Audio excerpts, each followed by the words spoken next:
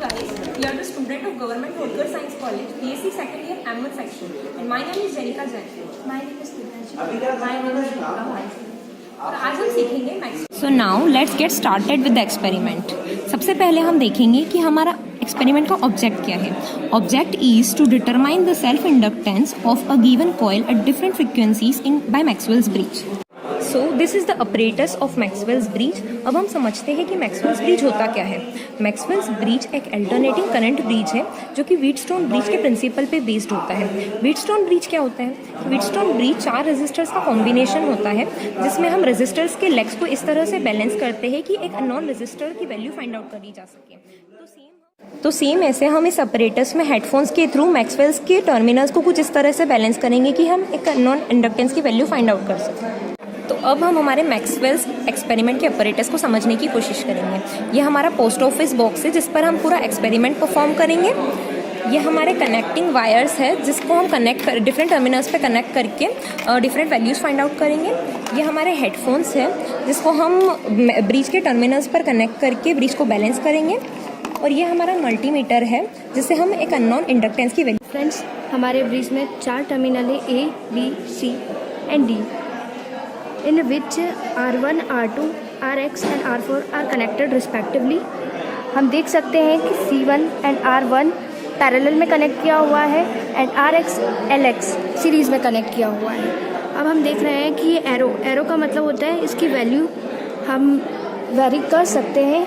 ये वेरिएबल्स होते हैं और ये इनकी वैल्यू R1 और R4 की वैल्यू कांस्टेंट है, फिक्स है, ठीक है।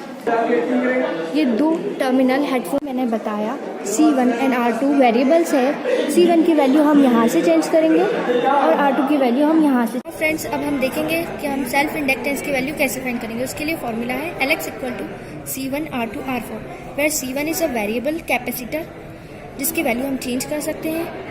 R2 इज़ वेरिएबल रेजिस्टर है, उसकी वैल्यू हम एक्सपेरिमेंट के थ्रू निकालेंगे।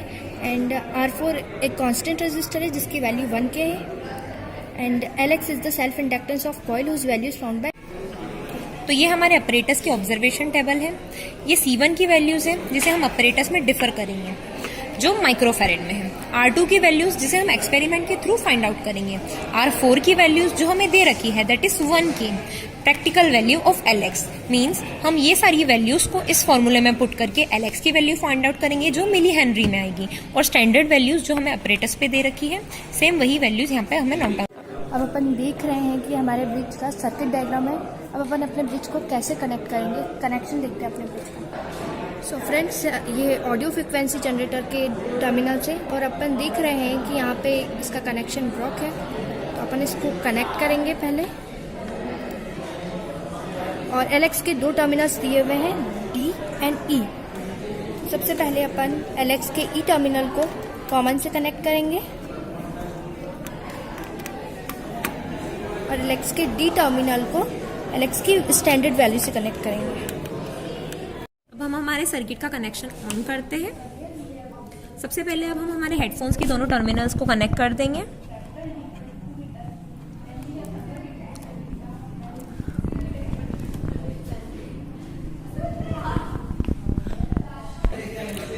ये हमारे C1 की वैल्यूज है जिसे हमने 0.1 पे रखा है।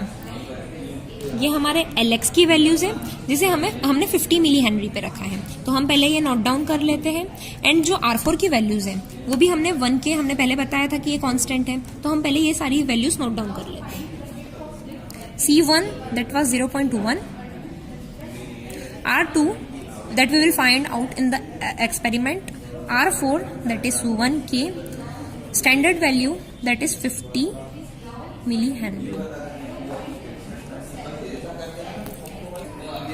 तो ये हमारे ऑपरेटर्स में एम्पलीट्यूड यहाँ से सेट होगा जिसे हमें ना मैक्सिमम रखना है ना मिनिमम, इसे हमें मीडियम पे सेट करना है। और ये हमारे R2 की वैल्यूज को एडजस्ट करने का बैंड स्विच है जिसे हमें कुछ इस तरह एडजस्ट करना है जहां पर हमें हेडफोन्स में बिल्कुल मिनिमम साउंड सुनना है।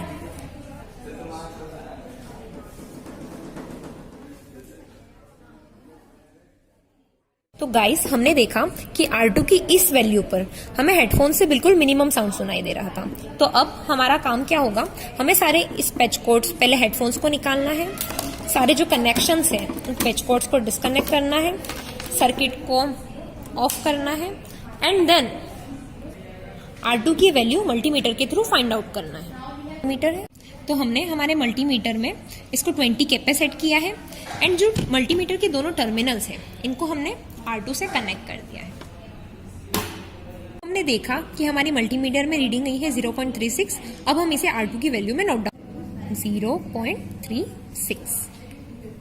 तो फ्रेंड्स, हमने हमारे एक्सपेरिमेंट में C1 की वैल्यू 0.1 रखी थी एंड LX की वैल्यू 50 मिली हेनरी रखी थी। अब अपन 50 मिली हेनरी से इसकी वैल्यू चेंज करेंगे, 100 मिली हेनरी करेंगे और इस एक्सपेरिमेंट को अगेन रिपीट करेंगे और फिर वापस इसकी वैल्यू 150 मिली हेनरी करेंगे LX की वैल्यू, और फिर वापस एक्सपेरिमेंट को रिपीट करेंगे।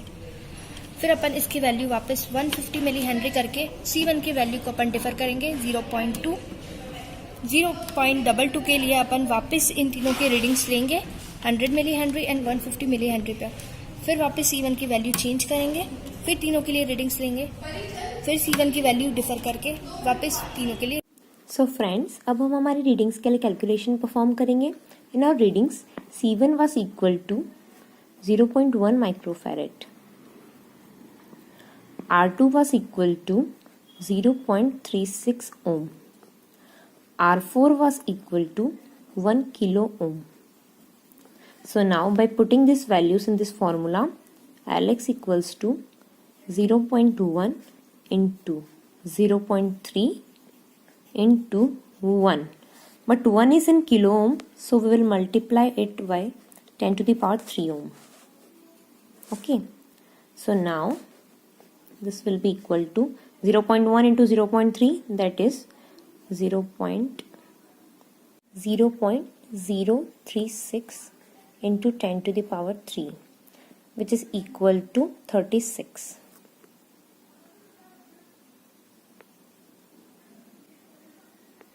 So we will note down this value in the practical value, that is 36 millihenry. Similarly, we will take the readings by differing the value of C1 and Lx, standard value of Lx. Now, what we need to do is to compare practical value of Lx and the standard value of Lx. We have took here approximately 15 readings and we will choose any 5 to 6 readings which are appropriate and which are really very similar. And after this, we will prepare a final table for it. Now what we need to do is to find out the mean value of Lx. And at last we just need to show the result, that is the self-inductance of the given coil L, which is equal to 95.167 millihenry.